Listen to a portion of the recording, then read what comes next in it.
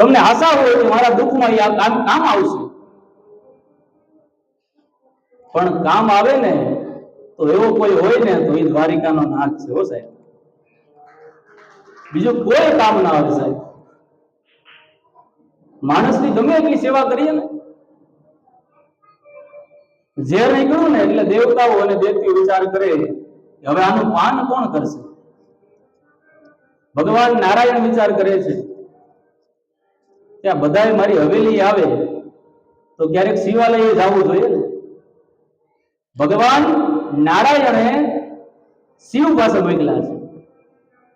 જે વિષ્ણુને માનતો હોય ને એની દ્રષ્ટિ વ્યાપક હોય, એ બધાને માનતો હોય સાહેબ. કે હું વિષ્ણુની માળા કરું તો ભોળાનાથના મંદિરે ન જાઓ તો વિષ્ણુનો ભક્ત નથી. વિષ્ણુ ભગવાને જ દેવતાઓ અને દેવીઓને કીધું કે તમે શિવના શરણે જાઓ.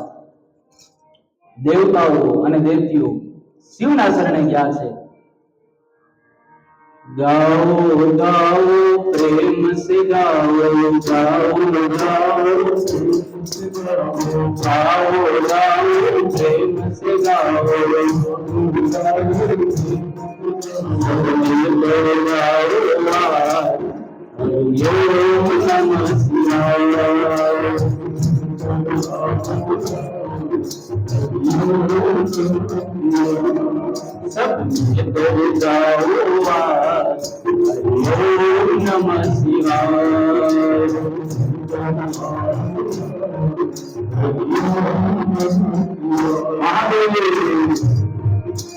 આપણા આમંત્રણનું માન આપી અને મારા પરમ મિત્ર સંકેતભાઈ પંડ્યા, જે પોતે પણ ભાગવત આચાર્ય છે, આપણી કથામાં આવ્યા છે, પૂજ્ય દાદાનું હાર્દિક સ્વાગત કરે છે. સબ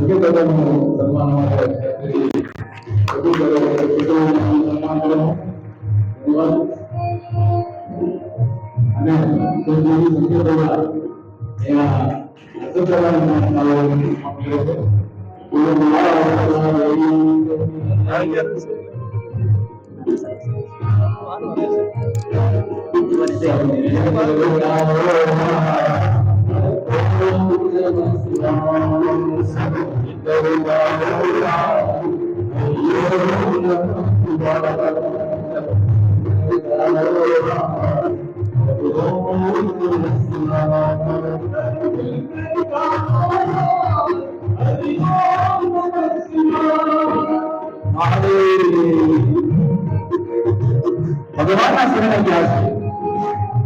મહાદેવને કહ્યું કે હે મહાદેવ, આ સમુદ્રનું મંથન કર્યું, એમાંથી ઝેર નીકળ્યું, એ ભગવાન અમે તમારા શરણે આવ્યા છે. આ ઝેરનું પાન કોણ કરશે? તમને કોણે આજ્ઞા કરી છે? કે નારાયણે અમને કીધું છે. મારા ઈષ્ટ નારાયણ કીધું, અને તમારું કાર્ય થતું હોય ને તો હું ઝેર પીવા પણ તૈયાર છું. માટે ઓમ નમઃ શિવાય, ઓમ નમઃ શિવાય,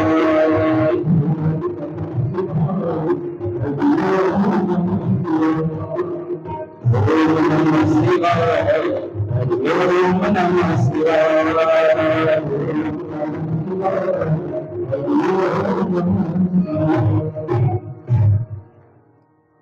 ભગવાન મહાદેવ એ ઝેરને પોતાના ગળામાં ધારણ કર્યું છે. એ ભગવાન નીલકંઠ કહેવાના. બોલો શ્રી નીલકંઠ મહાદેવ.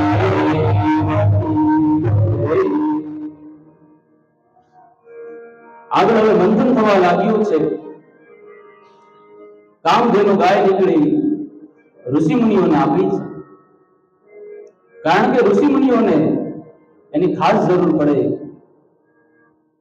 અને એ પછી ઊંચે શ્રવા અશ્વ નીકળ્યું એ દૈત્યોને આપ્યું છે, હાથી નીકળ્યું ઇન્દ્રને આપ્યો, પારિજાતક વૃક્ષ નીકળ્યું દેવતાઓને આપ્યું, અપ્સરા નીકળી છે એ દેવતાઓએ રાખી